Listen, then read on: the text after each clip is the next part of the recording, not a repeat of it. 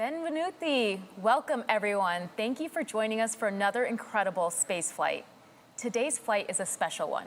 Not only is it Virgin Galactic's first commercial flight, our start of commercial service will carry a team of mission specialists and payloads from the Italian Air Force to space from Spaceport America, the home of Virgin Galactic in beautiful Sierra County, New Mexico. We are excited to take you on this journey with us and provide you with coverage of today's space flight. Hello, everyone, and ciao to all of our viewers in Italy today.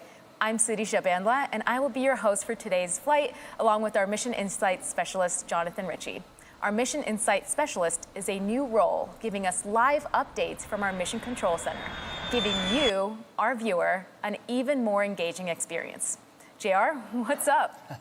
What an exciting day. It's a pleasure to be here in the studio with you. I'm excited for today's flight, and I'm looking forward to sharing this journey with all of our viewers across the globe. Now, today's flight is in collaboration with the Italian Air Force and the National Research Council. The mission is called Virtute 1, both an acronym for Volo Italiano per la Ricerca e la Tecnologia Suborbitale, or Italian Flight for Suborbital Research and Technology, and the Latin word for virtue that is also in the Italian Air Force motto, Virtute Siderum Tunis, with virtue to the stars. Now, today's flight is already well underway. Our crew on board our spaceship Unity took off, made it to our mothership Eve at around 8:30 a.m. Today will be our 6th space flight and the start of our commercial service, when we take research and private astronauts to space, having successfully completed our thorough flight test program with Unity 25 in May. Virgin Galactic space flights can be carrying our future astronauts for the spaceflight experience or researchers conducting science. This flight will also be the first solely dedicated to research, and Unity is carrying multiple research payloads, which are experiments that are worn by the mission specialists or installed on the rack on board, which will be gathering data and running an array of scientific tests during the spaceflight. Our spaceflight systems can carry both humans and research experiments to space, or both on the same flight.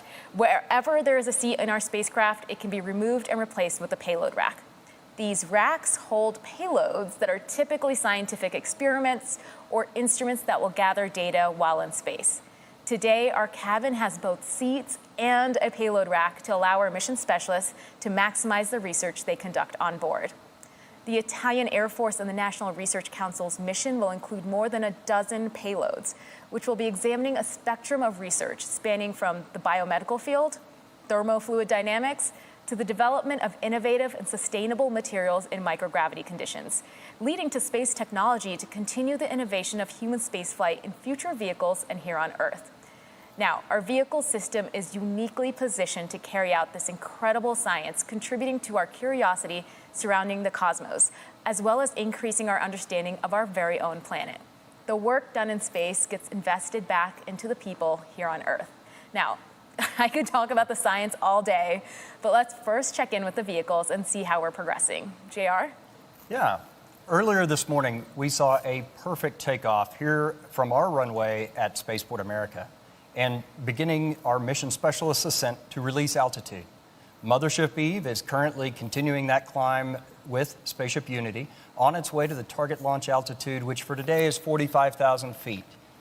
In addition to a launch altitude, we'll also be releasing at a designated launch point within the airspace.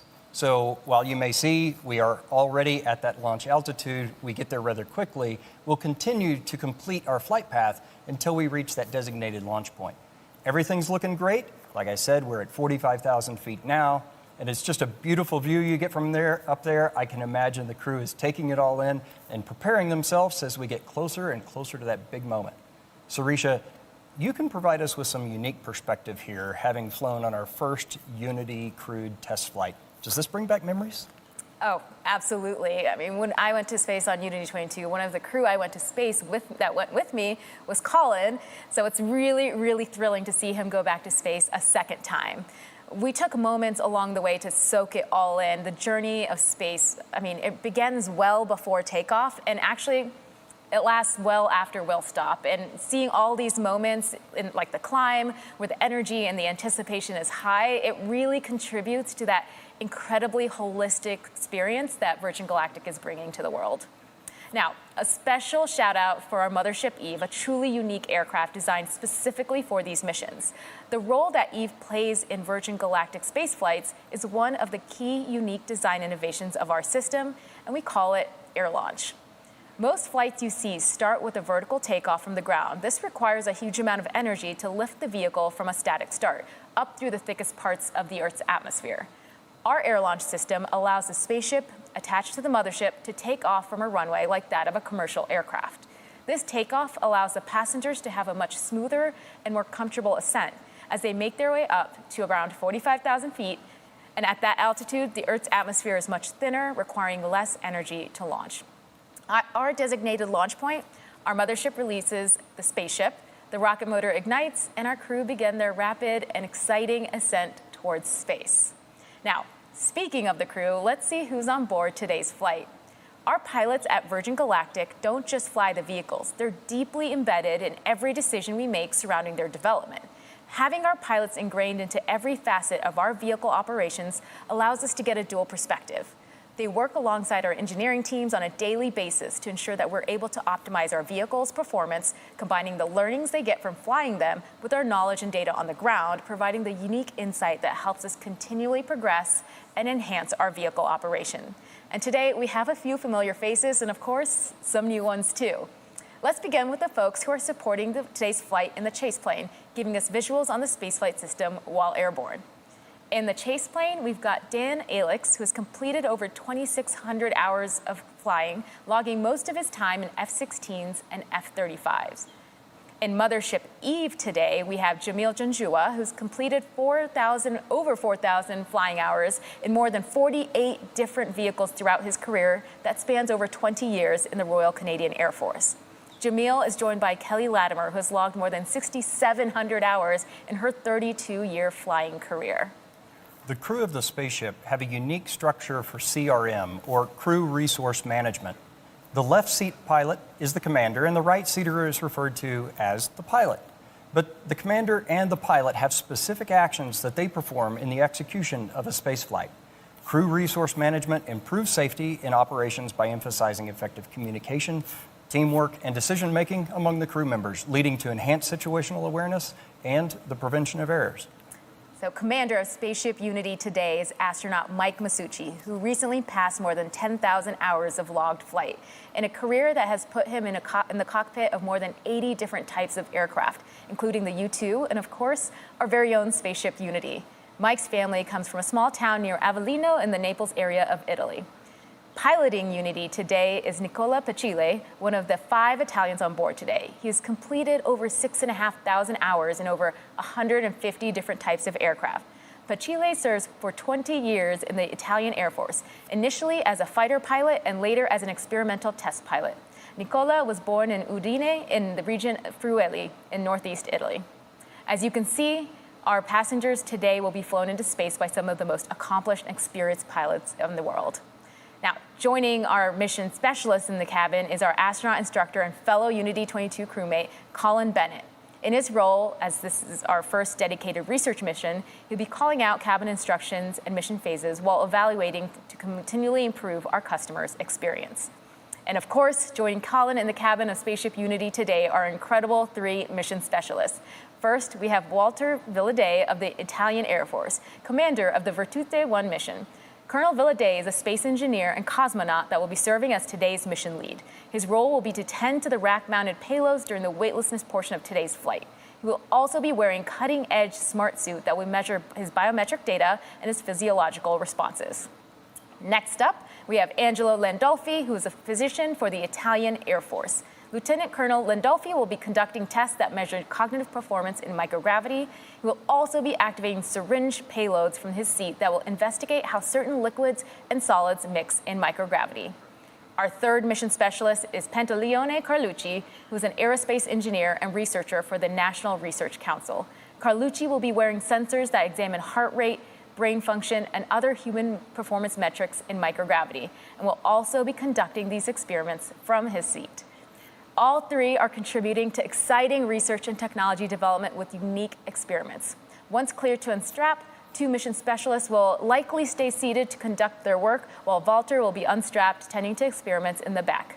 Now, JR, let's take a break and get an update from our crew who's on Eve and Unity. Certainly. So, Sarisha, I've just heard from our MCC that the L-10 checks have been accomplished and complete. We are about 8.5 minutes right now away from release. Now, if you're just joining us, L-10 means we're approximately 10 minutes out from the moment Mothership Eve releases Spaceship Unity, and this is based on the estimated time of arrival to the release point. So again, as JR said, timing may vary a little, but as the closer we get to the release point, the more accurate the estimate becomes. Yeah. So up until L-10, Eve is in full mothership mode, carrying Spaceship Unity to altitude and providing her with electrical power, system heat, cabin pressurization. And that includes conditioned air cooled on the ground in hot summer days like today and heated at high altitudes to keep our pilots and passengers comfortable.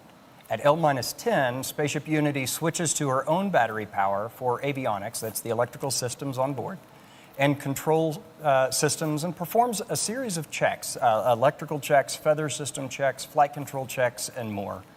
Unity and Eve have their own intercom, so the pilots in each vehicle are coordinating with one another during these checks.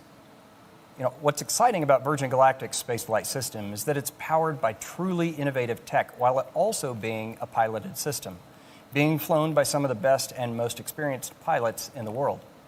And that's one of the reasons why we're able to attract the incredible team that we have. They get to pilot a spacecraft that's arguably one of the most unique vehicles in the world. Thanks, JR. I mean, at Virgin Galactic, we believe in the power of curiosity. It is the driving force that compels us to wonder, to constantly ask questions, and to relentlessly seek the answers. Let's hear from some of the team about how curiosity is propelling the second space age. At Virgin Galactic, we believe in the power of curiosity.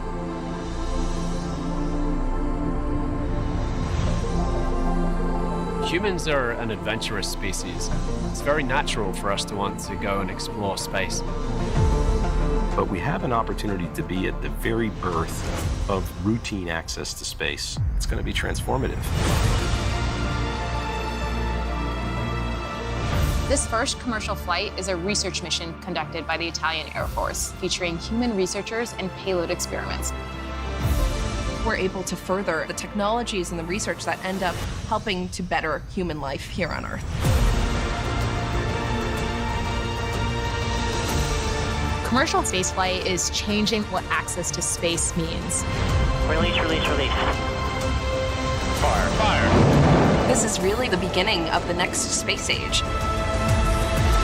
All of us have a part to play, and that's going to be the thing that blows the gate open to the next generation.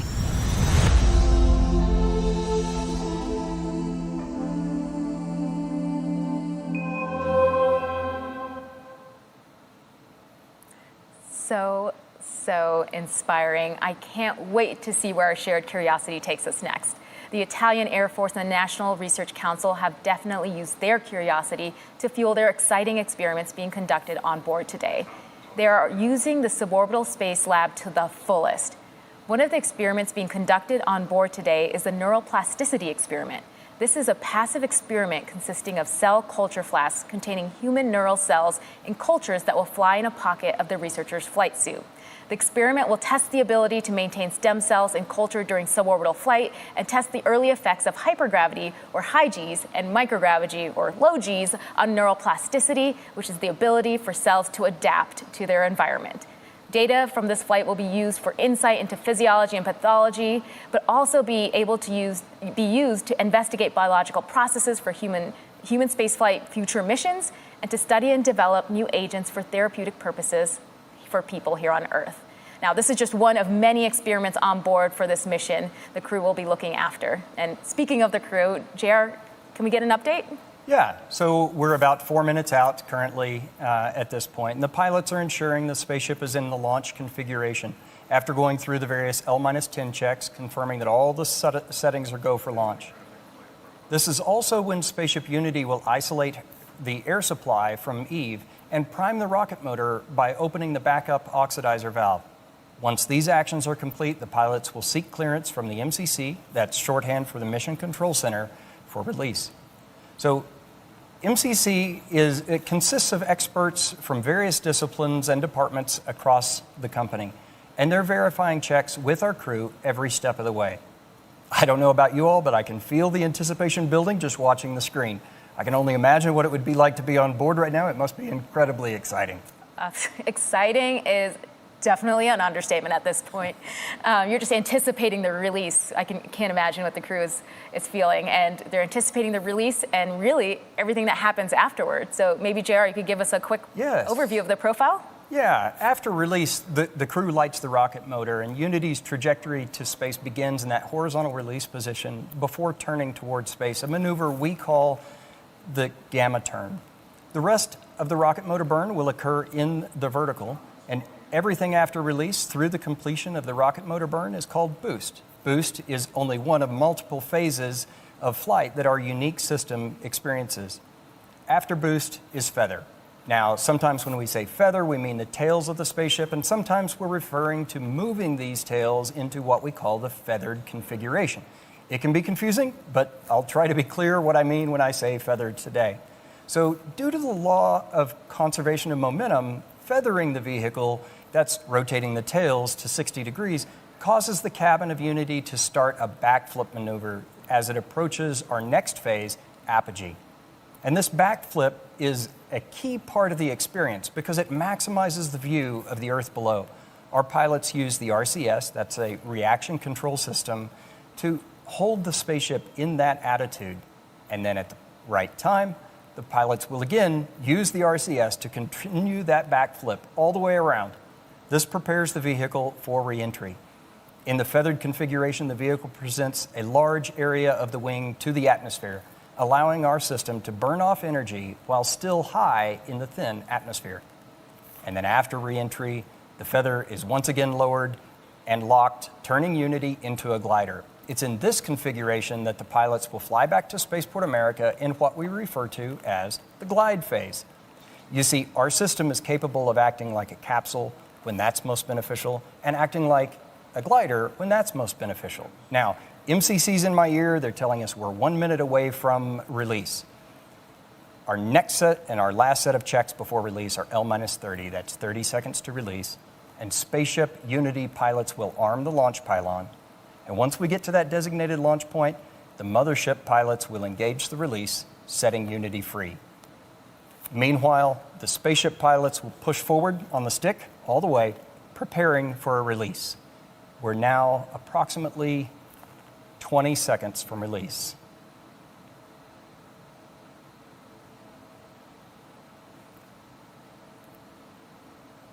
Ten, 5, 3, 2, 1, release, release, release. Ignition.